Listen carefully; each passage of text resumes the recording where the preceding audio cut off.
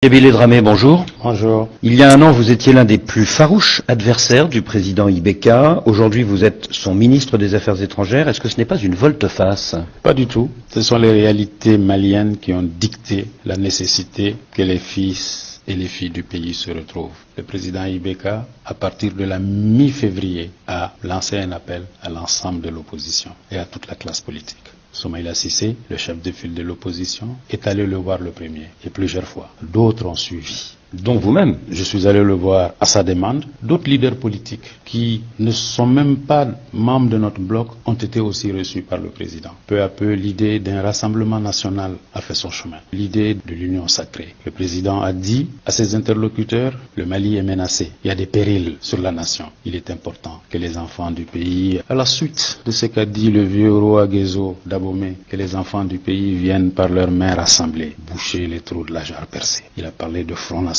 C'est ainsi que l'idée d'un accord politique a fait son chemin. Et cet accord politique a été initié par l'opposition FST. Il a été amendé et finalement nous sommes arrivés au produit qui a été signé le 2 mai. Et ce produit signé le 2 mai contient une feuille de route qui fixe les balises de l'action du gouvernement de l'accord politique. Et le premier point, c'est le dialogue politique national inclusif, au cours duquel il n'y aura aucun sujet tabou. Un comité de suivi de l'accord politique sera mis en place. En vérité, avec cet accord politique de gouvernance, le Mali rentre dans une période de réforme dans le consensus. Donc vous faites le pari que le président Ibeka a changé, mais est-ce que vous êtes sûr d'avoir raison? Est-ce que vous ne risquez pas d'être piégé? Pour notre pays, il est important de tenter cela et de se faire confiance. Nous nous sommes combattus. Farouchement, mais aujourd'hui, l'état du pays nécessite que nous nous mettions ensemble. C'est la raison pour laquelle nous nous sommes tous engagés dans cette dynamique qui se poursuivra jusqu'au dialogue politique national, je l'espère dans quelques semaines. Dialogue politique qui verra la participation de toutes les forces politiques et sociales du pays, même ceux qui n'ont pas signé l'accord politique de gouvernance. Parmi les causes de ce que vous appelez ce sursaut national, il y a le massacre de quelques 160 villageois peuls, c'était le 23 mars à Ogossagou. Comment en est-on arrivé là malgré tous les efforts pour réconcilier les communautés du centre du Mali depuis 2 ans? Qu'est-ce qu'il faut faire de plus? Il faut faire, de mon point de vue, un dialogue intracommunautaire et un dialogue intercommunautaire. Mais le préalable à cela, c'est qu'il faut faire baisser le niveau de violence. Il faut un engagement accru de l'aménagement. Il faut un engagement accru de la force conjointe G5 Sahel. Il faut l'accompagnement de la force Barkhane pour faire baisser le niveau de violence afin de permettre au pays de rechercher des solutions avec les habitants de la région, avec les acteurs de la région. Ce massacre d'Ogossagou est-il la conséquence de la perte de contrôle de l'État malien sur les milices?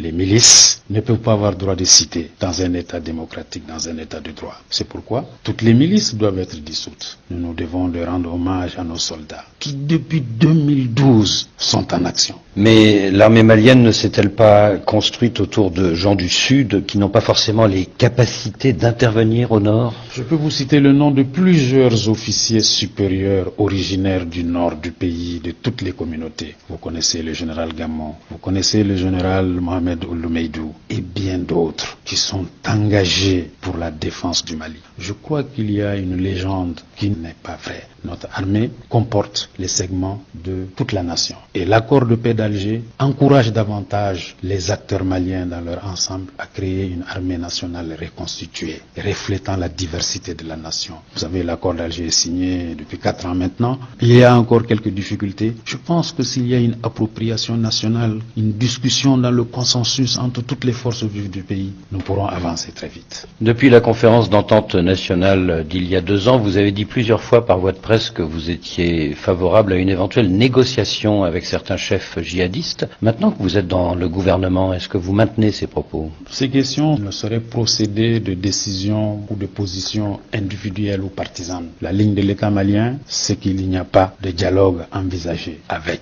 ceux dont vous parlez. Je crois qu'il faut s'en tenir à cette ligne de l'État malien, qui est la ligne qui était dessinée en rapport avec nos voisins, en rapport avec nos partenaires qui nous assistent dans la lutte contre le terrorisme. Certains disent qu'on ne peut pas discuter avec les grands chefs djihadistes comme Iyad Agrali et Abdou Walid al-Sahraoui, mais qu'on peut éventuellement négocier avec des chefs plus locaux comme le prédicateur Amadou Koufa. Amadou Amadou Koufa et Sakatiba font partie du groupe de soutien à l'islam et aux musulmans. Donc je ne vois pas comment est-ce qu'on peut faire une différence entre ce chef local, comme vous le dites, avec ceux qui dirigent sa coalition. Cette coalition a contribué à verser beaucoup de sang, même trop de sang ces dernières années. Dans certains milieux universitaires et militaires en France, je pense par exemple au général à la retraite Jean-Bernard Pinatel, certains disent qu'il faudrait faire évoluer le statut de l'Azawad, pourquoi pas jusqu'à l'indépendance, car les Touaregs ou les Peuls refuseront toujours de se soumettre aux Noirs du Sud. Je crois qu'il y a beaucoup de faux spécialistes du Sahel et du Mali qui ont multiplié des déclarations ces dernières semaines dans le but évident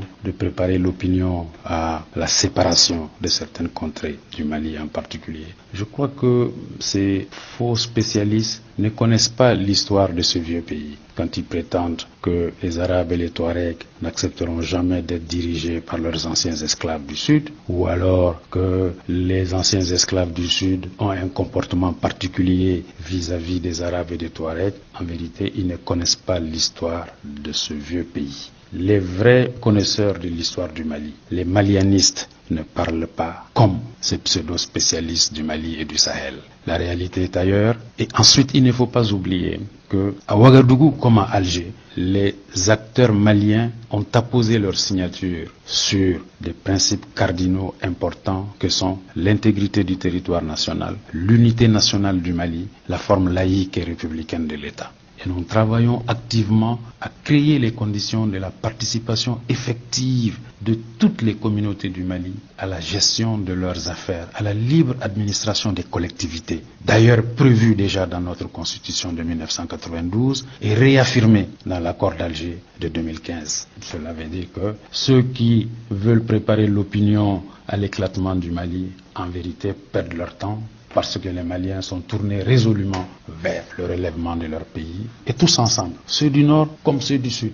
C'était il y a quelques jours à la tribune de l'ONU, et c'était au nom de vos 5 pays du Sahel. Le ministre burkinabé des Affaires étrangères, Alpha Bari, a demandé la création d'une coalition internationale antiterroriste à l'image de ce qui s'est fait en Irak et en Afghanistan. Est-ce que cela vous paraît vraiment possible? Alpha Bari est allé à New York pour parler au nom des 5 pays du G5.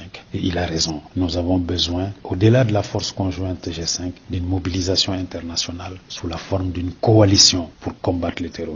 Parce que la situation se détériore dans la zone Sahel, parce que le Sahel est un verrou et il est important que par conséquent il y ait une mobilisation tous azimuts de tous les pays du monde. Comme cela s'est vu quand il s'est agi de l'Irak, quand il s'est agi de l'Afghanistan, je crois que la vaste bande sahélienne mérite une coalition internationale. Oui, mais Tchébile Dramé, Donald Trump refuse que l'ONU accorde un financement pérenne au G5 Sahel. Est-ce qu'une coalition internationale, ça peut marcher sans les Américains?